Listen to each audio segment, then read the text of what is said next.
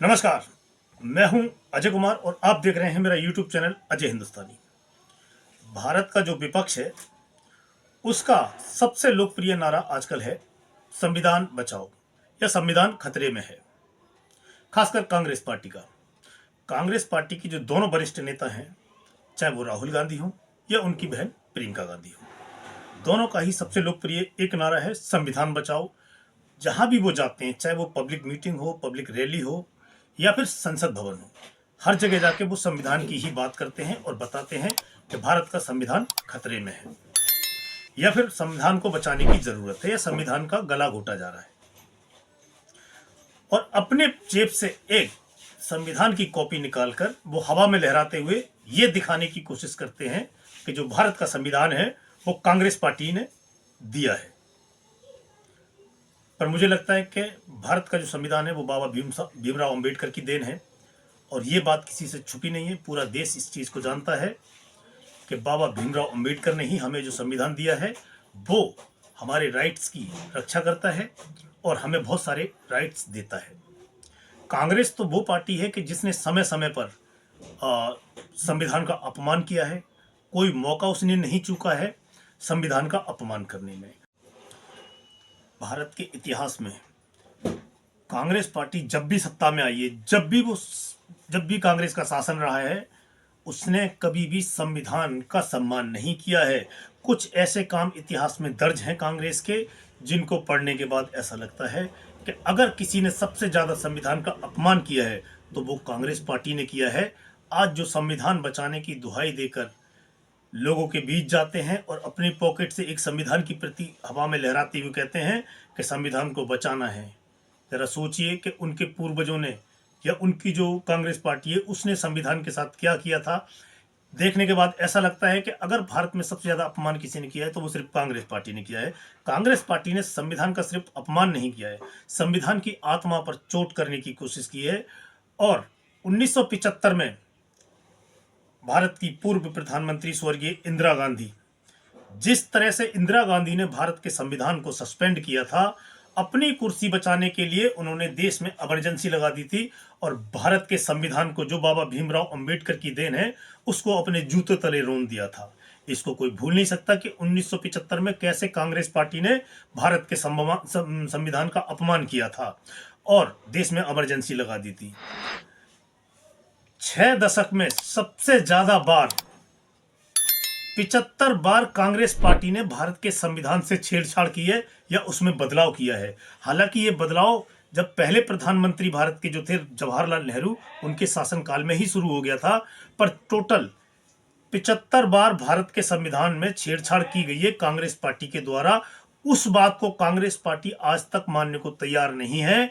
वो सिर्फ दूसरों के द्वारा जो संविधान में कुछ फेरबदल किए जाते हैं उसको बताती है कि ये संविधान को बदलने की कोशिश है और संविधान को कुचला जा रहा है या संविधान की हत्या की जा रही है। हमारे संविधान को बने 75 साल हो गए, 75 ईयर्स। 75 ईयर्स होने के उपलक्ष्य में ही संसद भवन में संविधान पर चर्चा हो रही है, जिसकी बहुत मांग की जा रही थी विपक्ष की तरफ से, कांग्रेस पार्टी की तरफ से और उनके नेता राहुल और प्रियंका गांधी की तरफ से। अखिलेश यादव हो या फिर लालू प्रसाद जी के बेटे तेजस्वी यादव हो, सबको एक ही चीज नजर आती थी कि भारत का संविधान खतरे में है और भारत के संविधान को बचाने की जरूरत है। और जो हमारे दिल्ली वाले सर जी हैं, आम आदमी पार्टी के राष्ट्रीय संयोजक और पूर्व मुख्यमंत्री अरविंद केजरीवाल, वो भी समय समय पर ये बताते रहे हैं कि भारत का संविधान खतरे में है। अब जबकि 75 साल के उपलक्ष्य में जो हमारे संविधान को बने हुए हैं, उसके उपलक्ष्य में संसद में चर्चा हो रही है। तो चर्चा की शुरुआत विपक्ष की तरफ से, कांग्रेस पार्टी की तरफ से की गई थी, श्रीमती प्रियंका वाड्रा की तरफ से। उसके बाद राहुल गांधी ने भी संसद की जो संविधान की चर्चा थी उसमें भाग लिया था। राहुल गांधी के पहले भाषण की बात करते हैं। राहुल गांधी के पूरे भाषण में ऐसा लगा कि जैसे राहुल गांधी अभी भी चुनावी मोड में है। जो अभी पीछे झारखंड विधानसभा और महाराष्ट्र विधानसभा के चुनाव हुए थे, तो वो जो चुनावी दौर था, वो जो चुनावी मोड में थे राहुल गांधी, उससे अभी तक बाहर नहीं निकल पाए हैं। उन्होंने वो ही घिसे पिटे मुद्दे संसद में उठाए, कोई नई बात लेकर वो नहीं आए। प्रियंका गांधी की बात करें तो प्रियंका गांधी का भाषण राहुल गांधी से तो बेटर था।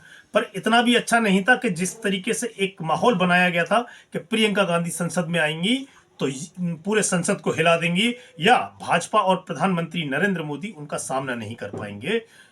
इसके बाद अखिलेश यादव ने भी संविधान पर जो चर्चा थी उसमें भाग लिया। अखिलेश यादव पूरी चर्चा के दौरान जितना उनको टाइम अलाउड हुआ था उसमें वो सिर्फ एक खास समुदाय की बात उत्तर प्रदेश के लिए करते रहे थे कि उत्तर प्रदेश में एक खास समुदाय के साथ ये हो रहा है, एक खास समुदाय के साथ वो हो रहा है। वो भी ऐसा लगा कि जैसे अपना वोट बैंक पक्का करने के लिए ही संसद में बोलने के लिए आए हैं। बाकी संविधान पर उनको भी वो भी नीलवटा सन्नाटा थे। कोई उनको सुनने के बाद ऐसा नहीं लगा कि अखिलेश यादव संविधान पर चर्चा में भाग लेने के लिए तैयारी कर आए हैं और संविधान पर बोलेंगे। वो सिर्फ कस्टोडियल डेथ और जो एक खास समुदाय के साथ जो उत्तर प्रदेश में ये हो रहा है वो हो रहा है उसके ही आरोप लगाते रहे थे। इन सब का जवाब दिया भारत के प्रधानमंत्री नरेंद्र मोदी ने। मोदी ने कांग्रेस को धोया और राहुल और प्रियंका संसद से भागे।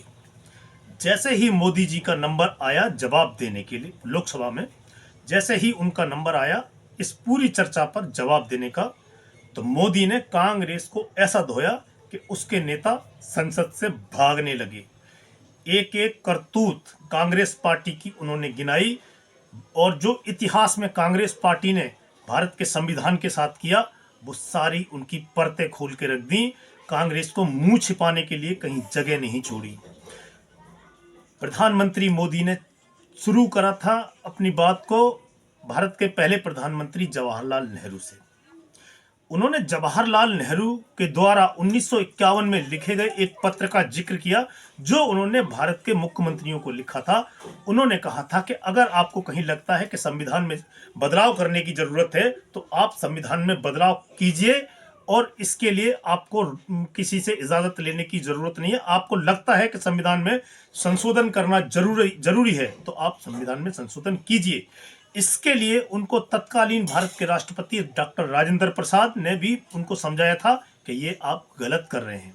पर नेहरू का अपना अलग संविधान था, ऐसा मोदी जी ने बताया था कि पंडित नेहरू किसी की नहीं सुनते थे, अपनी ही चलाते थे। और उन्होंने डॉक्टर राजेंद्र प्रसाद जो हमारे तत्कालीन राष्ट्रपति थे उनकी बात को अनसुना किया था। दूसरा उल्लंघन पंडित जवाहरलाल नेहरू ने 31 जुलाई 1959 को किया जब प्रधानमंत्री नेहरू ने केरल की लोकतांत्रिक ढंग से चुनी गई पहली कम्युनिस्ट सरकार को बर्खास्त कर दिया था। जो दुनिया की पहली कम्युनिस्ट सरकार थी जो लोकतांत्रिक ढंग से चुन के आई थी उसको पंडित जवाहरलाल नेहरू ने बर्खास्त कर दिया था।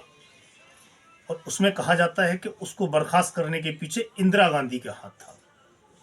इंदिरा गांधी की जिद थी कि केरल की कम्युनिस्ट सरकार को बर्खास्त किया जाए। हालांकि जो केरल की सरकार थी उसके पास विधानसभा में बहुमत था, फिर भी इंदिरा गांधी की जिद की वजह से केरल की चुनी हुई सरकार को बर्खास्त कर दिया गया था। ये पंडित जवाहरलाल नेहरू के द्वारा भारत के संविधान का सरासर उल्लंघन था।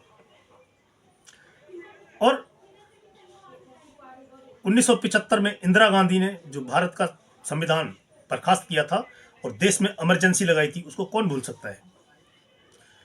उस इमरजेंसी के दौरान विपक्ष, जो आज विपक्ष भारत के प्रधानमंत्री को तरह तरह की बातें बोलता है, जो उसके मन में आता है उस शब्दों का इस्तेमाल करता है भारत के प्रधानमंत्री के लिए। भारत के प्रधानमंत्री ने कभी भी इसका कठोर उत्तर नहीं दिया है, कभी भी। पर इंदिरा गांधी ने जब भारत में इमरजेंसी लगाई थी उस दौरान भारत के सभी विपक्षी नेताओं को मीसा कानून लगा के जेल में डाल दिया गया था। मीडिया पर और सेंसर लागू कर दिया गया था, चाहे वो न्यूज़पेपर हो या मीडिया हो। मीडिया और न्यूज़पेपर में आप सरकार के खिलाफ कुछ नहीं लिख सकते थे। तमिलनाडु की जो डीएमके सरकार थी, उस दौरान डीएमके सरकार थी जिसके मुख्यमंत्री थे के करुणानिधि, उनकी सरकार को इंदिरा गांधी ने बर्खास्त कर दिया था, सस्पेंड कर दिया था और राज्य में राष्ट्रपति शासन लगा दिया था। आप सोचेंगे कि ऐसा क्या किया था करुणानिधि ने जो तमिलनाडु की सरकार को इंदिरा गांधी ने बर्खास्त कर दिया था। उनकी गलती सिर्फ ये थी कि उन्होंने सार्वजनिक तौर पर इंदिरा गांधी द्वारा इमरजेंसी लगाए जाने की आलोचना की थी, उसकी निंदा की थी। इतने से ही चिढ़कर इंदिरा गांधी ने तमिलनाडु की सरकार को बर्खास्त कर दिया था। यह होता है संविधान का उल्लंघन कि अपनी जिद को और अपने अहंकार के लिए किसी चुनी हुई सरकार को बर्खास्त कर देना। एक घटना और याद आती है, जब कांग्रेस ने संविधान का उल्लंघन किया था। साल था 1982। भारत की प्रधानमंत्री थी इंदिरा गांधी और उनके पुत्र स्वर्गीय राजीव गांधी तब राजनीति में नए नए आए थे और उनको कांग्रेस का राष्ट्रीय महासचिव बनाया गया था। एक दिन वो आंध्र प्रदेश के दौरे पर जाते हैं, तो आंध्र प्रदेश की जो राजधानी हैदराबाद थी, उसके एयरपोर्ट पर, जो बेगमपेट हवाई अड्डा है हैदराबाद का, वहां पर राजीव गांधी का हवाई जहाज उतरता है और राजीव गांधी एयरपोर्ट से बाहर आते हैं। तो एयरपोर्ट पर राजीव गांधी के स्वागत में ढोल नगाड़े बज रहे थे और उनका स्वागत करने के लिए खुद आंध्र प्रदेश के मुख्यमंत्री उस समय के, जिनका नाम था श्री अजैया, वहां पर खुद राजीव गांधी को रिसीव करने आए थे और राजीव गांधी ने अपने स्वागत से नाराज होकर सार्वजनिक तौर पर एक दलित नेता, क्योंकि जो मुख्यमंत्री अजैया थे वो दलित नेता थे, एक दलित नेता की सार्वजनिक तौर पर एयरपोर्ट पर सबके सामने बेइज्जती की थी, उनका अपमान किया था, सिर्फ अपने स्वागत से नाखुश होकर। बाद में यह नतीजा निकला कि अजैया जी को मुख्यमंत्री के पद से भी हटा दिया गया। आप सोचिए कि एक प्रधानमंत्री का बेटा अपने स्वागत से नाराज होकर एक चुनी हुई सरकार के मुख्यमंत्री को, वो भी एक दलित मुख्यमंत्री को, पद से हटवा देता है। आज कांग्रेस जाति जनगणना की बात करती है, संविधान की बात करती है संसद में खड़े होकर। संसद में संविधान पर चर्चा के दौरान प्रधानमंत्री ने इन सब घटनाओं का तो जिक्र किया, कुछ और घटनाएं भी थीं जहां सरासर संविधान का उल्लंघन कांग्रेस पार्टी ने किया था। उसकी भी बखिया उधेड़ दी प्रधानमंत्री मोदी ने और कांग्रेस बगले झांकने लगी। प्रधानमंत्री नरेंद्र मोदी ने उनको याद दिलाया 1985-86 का सावानों का केस। एक वृद्ध महिला को उसके पति ने टेलीग्राम द्वारा 3 तलाक दिया था। वो महिला अपने गुजारा भत्ते के लिए कोर्ट चली जाती है। कोर्ट ये फैसला देता है कि उस वृद्ध महिला सावानों को उसका पति गुजारा भत्ता देगा। अब कांग्रेस पार्टी को तुष्टीकरण की आदत है, वो एक खास समुदाय का तुष्टीकरण करने पर ही जोर देती है, उसमें ही विश्वास है उसका कि इनका तुष्टीकरण किया जाएगा तो इनका वोट हमको थोक में मिलेगा। और हुआ भी वही। राजीव गांधी ने सुप्रीम कोर्ट के फैसले को, आप इतना ध्यान रखें, सुप्रीम कोर्ट ने वो फैसला दिया था, सुप्रीम कोर्ट के फैसले को संसद में कानून बनाकर पलट दिया था। सुप्रीम कोर्ट का फैसला पलटा जाना संसद में सरासर संविधान का उल्लंघन था। जब सुप्रीम कोर्ट भारत का उसको फैसला दे चुका, तो सिर्फ वोट बैंक के लिए आपने सुप्रीम कोर्ट का अपमान किया, संविधान का अपमान किया और उस फैसले को पलट दिया, क्योंकि आपको अपने वोट बैंक की चिंता थी। ये कुछ ऐसी चीजें हैं जो लोगों को याद रखनी चाहिए कि कांग्रेस ने जब भी मौका मिला है संविधान के साथ क्या क्या किया है। एक और घटना प्रधानमंत्री ने जिसका जिक्र किया वो था सन 2013 में संसद द्वारा पारित एक अमेंडमेंट को राहुल गांधी ने सार्वजनिक तौर पर मीडिया के कैमरों के सामने फाड़ के डस्टबिन में फेंक दिया था। उस समय राहुल गांधी कांग्रेस के मात्र एक सांसद थे, ना कोई मिनिस्टर थे, ना कांग्रेस के अध्यक्ष थे, ना वो कोई प्रधानमंत्री या गृह मंत्री थे।